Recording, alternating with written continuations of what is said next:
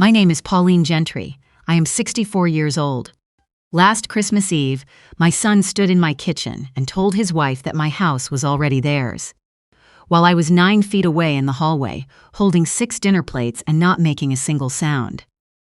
I had gotten up from the table to bring in the good china. The hallway between my dining room and the kitchen in this house is narrow, original hardwood from 1962, and I have lived here long enough to know exactly which boards creak.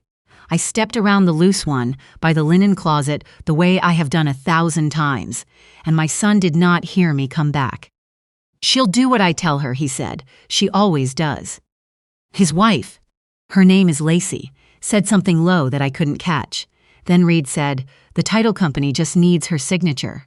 Garvey said, "It takes 15 minutes." I stood there with those plates against my chest and learned everything I needed to know about the next year of my life in under a minute. Welcome to Strong Mom Stories, where women who've been underestimated tell you exactly what came next. If any part of this feels familiar, drop a comment and make sure you're subscribed. There were 11 of us at the house on Clover Mill Road that Christmas Eve. I have lived in this house since March of 1993, when my husband Gordon and I bought it for $127,000 with a 4-car garage he wanted for his woodworking and 4.5 acres I wanted for a garden that never quite happened the way I planned. Gordon died in October of 2022. Pancreatic cancer, 8 weeks from diagnosis to the end. We had 34 years together, and I will not say more about it than that, because it is not what this story is about, and because some things you do not hand to strangers. I cooked Christmas Eve dinner alone, the way Gordon and I used to do it together. Standing rib roast, because my son's children eat like they've been somewhere without food. Twice baked potatoes. My daughter Blythe drove up from Columbus and brought a salad from a bag with the sticker still on it. She is 41 and has never once brought a dish she made herself, and I no longer expect her to. My son Reid is 39. He owns a residential property management company 2 counties over and carries himself the way men do when they've done well and cannot stop reminding the room. He and Lacey have 2 boys, my grandsons Finn, who is 16, and Cooper, who is 12. Cooper spent most of dinner under the table with the dog. Finn helped me carry the roasting pan in from the kitchen and asked me afterward if I needed anything washed. He is the only one in that family who looks at my face when I talk. At some point after the pie, I got up to bring in the good china because we were out of clean plates and I do things a certain way. Blythe was talking. Reid was talking over Blythe. Lacey was doing the thing she does, where she smiles with her mouth, but not her eyes, and turns her coffee cup slowly in her hands, and nobody noticed me leave the room. I did not plan to listen. I went into the hallway, and I heard my son say 4 words that stopped me where I was. "She'll do what I tell her." So I stood there, and I found out the rest. Lacey said something about the new year. Reid said the title company his friend Garvey worked at could process a quitclaim deed in a week if they had the holidays covered. Lacey said, "What's the tax exposure?" And Reid said, "Nothing she needs to worry about. She's not paying anything. We are." That sentence told me 2 things. 1, they had already talked to someone about this. 2, they had thought about it long enough to have answers ready for each other. Then Reid said, "I'll tell her the nursing home thing. That's what gets her." What he meant by the nursing home thing is this. If you go into a nursing home on Medicaid, the state can make a claim against your estate after you die to recover what it paid. This is called Medicaid estate recovery, and it is real, and it frightens a lot of people into signing things they should not sign. The pitch goes like this: transfer the house to your children now, and Medicaid can't touch it. It is not as simple as that pitch makes it sound, and I know this because I spent 31 years as a licensed CPA specializing in estate planning and small business taxation. My license number is 0048773. I retired in 2020 after filing my last client return and handed everything off to a younger woman at my firm who is smarter than I ever was and will do fine. My family thinks I was the lady who did taxes. They are correct about the what and wrong about what it means. I went back into the dining room. I set the plates down. I said the icing on the cake had gone a little hard, and did anyone want more coffee? And we finished the evening the way we started it. Reid hugged me at the door with the kind of hug men give when they are keeping a secret. Pats twice too many times on the shoulder. Lacey said the potatoes were wonderful. Blythe forgot her salad bowl. I washed up. I sat at the kitchen table with a yellow legal pad and wrote 4 lines. Date, time, what I heard, word for word. Not how I felt. Nobody ever needs to know how I felt. Then I went to bed and slept fine. Here is what I should tell you about myself before I tell you what happened next. Because the shape of the next 11 months only makes sense if you know what I was holding. I started in public accounting at 22, the year after I got my degree from Ohio State. Junior associate at a regional firm, which meant I made coffee and corrected other people's math for the first 2 years. I passed the CPA exam on my second attempt in 1984. I moved into estate planning work in 1991 because that is where the complexity was. And complexity is the thing I find interesting, the way other people find puzzles interesting.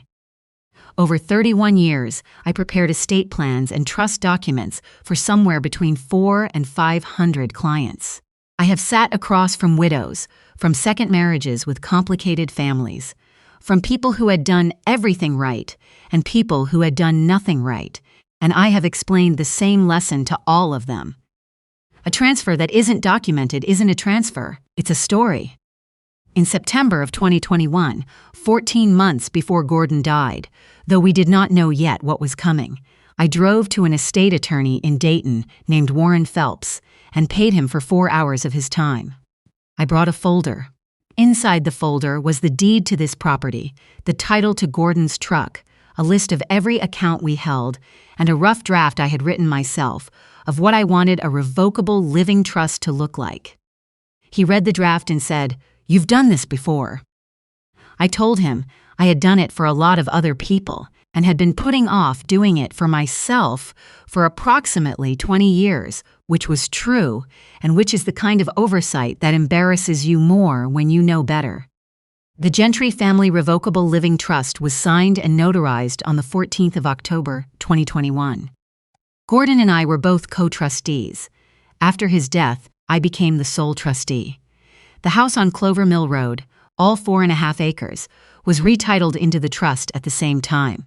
The deed to that effect was recorded in Miami County on the 22nd of October, 2021. It has been sitting in the county recorder's office ever since, and any person who walks in off the street can find it.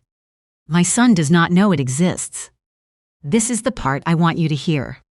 I did not hide it from him to set a trap. I simply never mentioned it. The same way I never mentioned the details of my dental insurance or what I paid for utilities. I handled my own affairs for 31 years as a professional, and I did not stop handling them because I retired. Reid never once asked me whether I had an estate plan. If he had, I would have told him the truth. He assumed he knew the answer. That is a different thing entirely. Reid came by on the Thursday after New Year's with a folder under his arm and an expression I recognized from when he was 17, and had done something he did not want to explain directly. He talked for a while about nothing: the drive over, the roads, his younger boy Cooper's basketball schedule. Then he set the folder on the kitchen table and put his hand flat on top of it. "Mom, I need you to sign something." I asked him what it was. He told me the nursing home thing, exactly the way he had described to Lacey on Christmas Eve. He said Medicaid could take the house. He said he and Lacey wanted to protect it for me. He said it was a simple transfer, just a formality, and that I would still live there as long as I wanted. I said I would read it first. He looked at me the way adults look at children who have asked an inconvenient question. Then he opened the folder. It was a quitclaim deed, 3 pages. It transferred the property at this address from Pauline R. Gentry, an unmarried woman, to Reid Gordon Gentry and Lacey Ann Gentry, husband and wife, as joint tenants with right of survivorship. I read all 3 pages. I asked him one question. Who drafted this? Garvey's office, he said, his title company friend. I asked a second question. What's the consideration? He looked at me. The price, I said. What are you paying for it? He said that wasn't the point, that this was about protection, that families didn't pay each other for things like this. I told him I would think about it and call him. He sat there a moment with his hands on his knees, and I recognized in his face that he had not prepared for that answer. He had prepared for yes or for an argument. Thinking about it was not on his list. Don't overthink this, Mom, he said. It's simple. I told him I had never once in my career signed anything simple without reading it, and I did not plan to start at 64. He left. I read those 3 pages 4 more times that night in the kitchen with the lamp on and a pot of decaf going cold beside me. Here is what that document would have done if I had signed it as written. Nothing. Nothing legal, I mean. The deed identified the grantor, me, as Pauline Argentry, an unmarried woman. But I have not held this property as Pauline Argentry, an unmarried woman, since October of 2021. The property is held in the Gentry Family Revocable Living Trust. I hold it as trustee. To convey it out of the trust, I would have to sign as Pauline R. Gentry, trustee of the Gentry Family Revocable Living Trust, dated October 14, 2021, and I would have to attach a certificate of trust. A deed signed by me as a private individual would convey nothing, because I as a private individual do not own it to convey. Any title company worth its license would catch this in 30 seconds during a proper title search. What I did not know yet, and found out later, was that Garvey's office had not yet pulled the full title history. Reid had told them his mother owned the house. Nobody had checked the county recorder's records. They were moving toward a closing on a transaction they had not yet researched. I put the quitclaim deed in a folder. I labeled it with the date. Then I thought about the Medicaid argument Reid had used, because it was worth taking seriously on its own terms, even if everything else was wrong. Here is the actual law. In Ohio, a transfer of assets within 5 years of a Medicaid application is subject to a look-back period. That means if I gave this house to Reid and Lacey today and applied for Medicaid nursing home coverage within 5 years, the transfer could be penalized and I could be found ineligible for coverage during that time. The protection strategy my son described does not work the way he described it. You cannot transfer a house to your children to hide it from Medicaid if you might need Medicaid within 5 years. You need to plan further ahead than that. I am 64 years old. I am in good health. I have no cognitive impairment. I am not going into a nursing home. But more to the point, the trust already addressed what actually needed addressing. Warren Phelps and I spent 3 hours going over exactly this. I knew all of it. What I did not yet know was what my son actually wanted. I found out over the next 3 weeks. On the 17th of January, Lacey called me. She was warm, the way she is warm when she needs something. She said Reid was stressed and that she hoped I understood this was coming from a place of love and that she had read some articles about what happened to mothers who didn't plan ahead.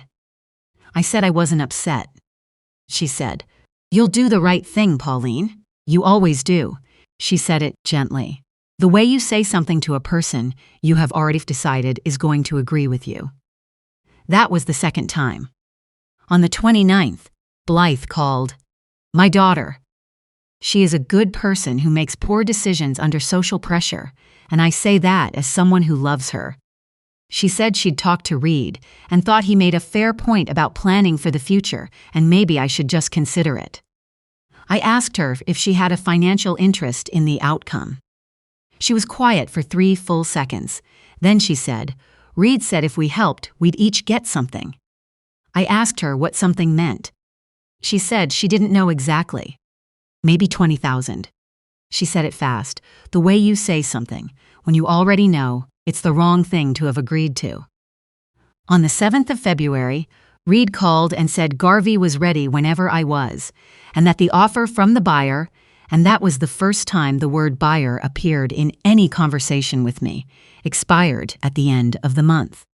There it was. There was no protection play. There was a buyer and a closing date and an expiration on the offer, and my signature standing between my son and his arrangement. I told him I would be in touch. I said it pleasantly. He said, "Come on, Mom, you trust me." I hung up and wrote the date and the word buyer on my legal pad with a circle around it. Before I tell you what happened next, do something for me right now. If someone in your family has come to you in the last year with a document they called simple, a formality, a cleanup, protection, find that document tonight and read the last page. That is where the thing they don't want you to notice almost always lives. Subscribe if you're still with me. I want to finish this with you. I called a woman named Greta Sims on the 8th of February. She is 53 years old and does nothing but trust and estate work. And I had referred clients to her for 12 years, but never needed her for myself. When I last saw her, she had looked at my trust documents and said they were cleaner than most of the work she sees from attorneys, 10 years her senior. I considered that a professional compliment worth keeping. I told her I needed her eyes on something, and I needed to know what my son didn't know. She pulled the Miami County recorder, records herself that Thursday, and called me back in under 2 hours. "Pauline," she said, "the deed he brought you is defective on its face." "I know," I said. "He doesn't know about the trust." "He doesn't," I said. A pause. "What do you want to do about it?" I told her I wanted 3 things. A certified copy of the trust certification from the county recorder, a formal legal opinion on what the quitclaim deed would have conveyed if I had signed it as presented, and a letter, one I could send to Reid and anyone else involved, laying out the property situation, what the law said, and what I was willing to offer instead. She asked what I was willing to offer. I told her I was willing to sit down with my children in a professional setting and walk them through the trust, show them what was in it, explain how the successor trustee provisions worked, answer every question they had. I was not willing to sign any real property document outside of that process, and I was not willing to sign anything while someone was standing across a table from me, telling me it was simple, and I didn't need to think. Greta said, "That's reasonable." I said I knew it was. Finn came by on a Saturday in late February with a bag of groceries I had not ordered. He's 16 and drives his father's second car, a blue Civic with a dent on the rear bumper. He put the groceries on the counter and wouldn't take money for them. He stood by the sink and said, "Grandma, there's a guy who keeps coming to our house." Dad calls him on speaker. He talks about Clover Mill Road. I asked if he'd heard a name. He said, "Garvey." I said I knew about Garvey. He looked at me for a moment. He has his grandfather's eyes, dark brown, level, always taking in more than he gives back. He said, "Are you okay?" I said I was fine, and that he didn't need to worry, and that I appreciated the groceries. He picked up his keys and then said, without looking at me, "Dad said you'd sign by March." I thanked him for telling me that. He nodded and left. He is 16 years old and the only person in any of this who thought to ask if I was okay. Greta's letter went out on the 2nd of March, certified mail, return receipt. It went to Reid and Lacey at their home address, to Blythe at hers. I kept a copy. The letter said 3 things. 1. The property at Clover Mill Road was titled in the Gentry Family Revocable Living Trust, dated October 14, 2021, and had been since that date. The quitclaim deed as presented was legally insufficient to convey any interest in the property and would not have been insurable by a competent title company upon proper title examination. 2. I had no intention of selling, gifting, or otherwise conveying the property outside of the trust structure, and any future request for my signature on a real property document should be directed to my attorney, whose contact information was enclosed. 3. I was willing to meet with my children and their advisors in a professional setting to discuss the trust provisions and my estate plan in full at a time of mutual convenience. The letter said nothing unkind. It said nothing accusatory. It said what was true and what I intended. I want you to notice what it did not say. It did not say I was angry. It did not say I knew about the buyer or the closing date, or Blythe's $20,000 or the conversation on Christmas Eve. You do not give away what you know until the moment it is useful. I learned that in 31 years of professional practice, and I did not unlearn it because I was hurt. Reid called me 4 hours after the letter would have arrived. He was not warm. He said I was being paranoid. He said Garvey was just a friend helping out. He said the whole thing had been about protecting me, and now I was treating him like a criminal. He said the word trust, the emotional word, not the legal document, several times. He said he was my son and I should trust him, and he didn't understand what had happened to me since his father died. I let him talk. When he stopped, I said 2 things. I said Greta's contact information was on the letter and that I looked forward to a conversation when he was ready to have one. Then I said, Reid, I love you. I am also not signing anything. He hung up. Here is the part that still costs me something to say out loud. In 2019, Gordon and I lent Reid $48,000 to cover a cash shortfall in the property management company. We did not write it as a loan. Gordon said Reid was our son and it would work itself out. I disagreed. But I deferred, and I want you to hear me say that plainly. I deferred to my husband on a financial matter I was more qualified to evaluate, and that deference cost me the ability to say later that the money was a loan. It was never repaid, never discussed again. I think Reid has spent the years since then doing a slow calculation. $48,000, plus our history, plus the idea that parents owe their children something, and arriving at a number that ends with the word house. He is not entirely wrong about the arithmetic. He is wrong about the conclusion. The mistake was mine, and Gordon's for not writing it down. I have spent 31 years telling other people to write things down, and I am not above the failure I warned them against.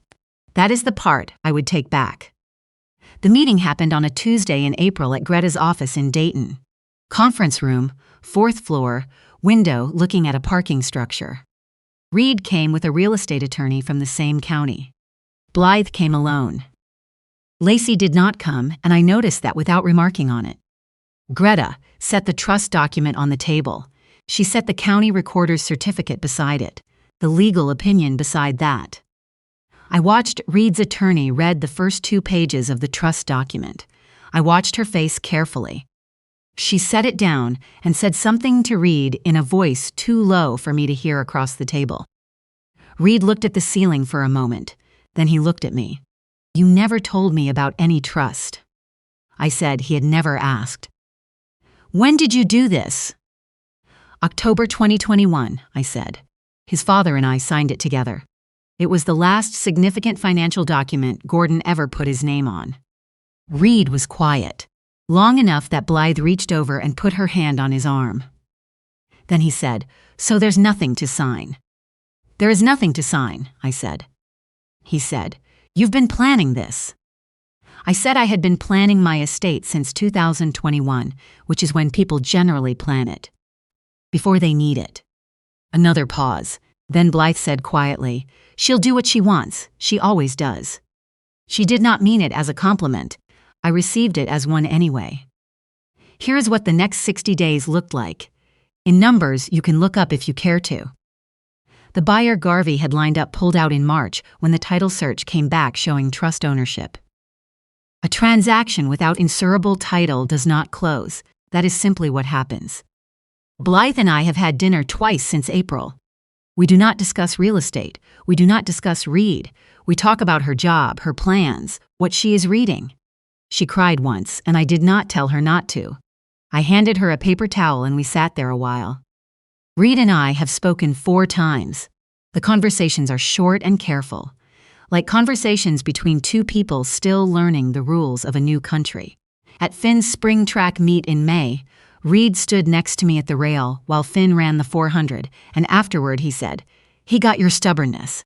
I said I considered that a compliment. Reid did not laugh, but he did not walk away either. We will figure out the rest. I don't know how long it will take. In May, I drove to Warren Phelps's office and we spent 2 hours updating the trust.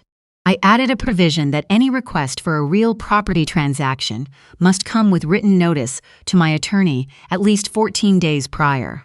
I added Finn's name as a remainder beneficiary. A portion, not the whole. Enough to give him something real when he starts his life. Not because of what happened this year. Because he is 16 and he drove over with groceries and asked if I was okay. Those are 2 different reasons, and both of them are good ones. Warren stamped the amended document. I signed it with the pen I have used for client work since 1999, which bleeds slightly on the left side of every letter because I dropped it in 2014, and the tip has never sat quite right since. Afterward, in the parking lot, I sat in my car a moment before starting it. Not because I was sad. Because that is a thing Gordon used to do. Just sit there a minute, and I have started doing it without deciding to. The trust document is in the Gentry family file in my office cabinet, 3rd drawer, left side, the same place it has been since October of 2021. The county has its copy. Warren has his. Greta has hers. My son has the knowledge now, which is what he should have had years ago. That is on both of us, and I will not pretend otherwise. There is something I want to say to you before I go. If you are a woman of a certain age and somebody in your family is telling you that a legal document is simple, that you don't need to read it, that it's just a formality, hear me. The word formality lives on the page they don't point to. I did not save my house because I was clever or because I set a trap. I saved it because 31 years ago, I started doing for other people what I eventually learned to do for myself, and I did not stop doing it because I got older. Your expertise does not expire with your career. Your judgment does not get filed away with your license. Write things down. Record them correctly. Put them somewhere the law can find them, and the people who love you cannot pretend they don't exist. And if someone looks at you and says you'll sign whatever they put in front of you, because you always have, let them believe that. Right up until the moment you don't. Finn told me in June he's thinking about going into financial planning. I told him if he does, to learn the trust and estate section first, before anything else, because that is where families get saved or get lost. And it is almost always the piece nobody thought to ask about. He nodded. Then he took out his phone and typed himself a note. That's the whole story. One document signed in October of 2021, one county recorder's stamp, and 31 years of doing for myself what I spent my career telling everyone else to do first. If this reminded you to check your own plan, check it this week, not next month. Drop a comment and tell me you're going to. I'll see you in the next one.